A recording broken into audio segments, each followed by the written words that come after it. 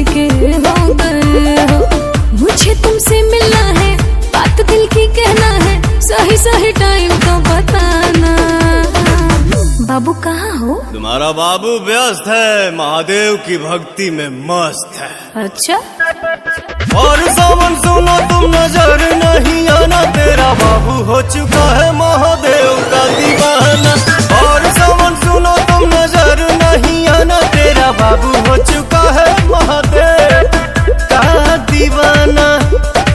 जब जमाना मुश्किल में डाल देता है, तब मेरे भोले हजारों रास्ते निकाल देता है। क्या बात कर रही है?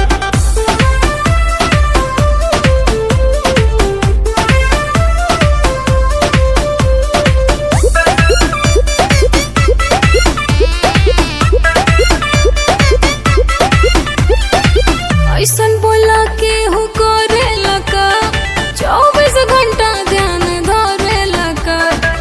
हमहू त पूजी महादेव के बाबू, इतना भक्ति में के हो रोवेला का। सावनवा में मनवा हमार उनके भिरिया रहे, भंगिया के गोला खा के दिलवा बम बम भोला कहे। इतना सताते हो, मिलना आते खाली करते हो तुम तो बहाना। बाबू मिलो ना यार। और सावन सुनो तुम नजर नहीं आना, तेरा बाबू हो चुका है महादेव का दीवाना। और सावन सुनो तुम नजर नहीं आना, तेरा बाबू हो चुका है महादेव का दीवाना।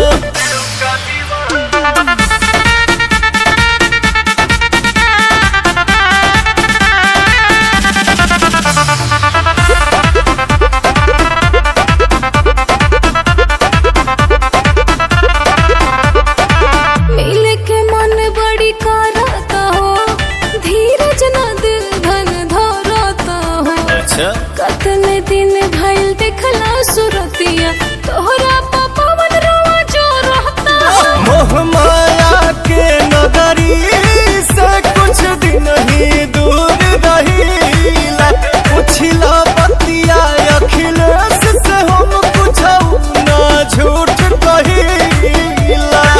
मर्जी चलाते हो, क्यों पगलाते हो, क्या अच्छा लगता है तड़पाना। बाबू रांची भेजोगे क्या? और सावन सुनो तुम नजर नहीं आना, तेरा बाबू हो चुका है महादेव का दीवाना। अच्छा? और सावन सुनो तुम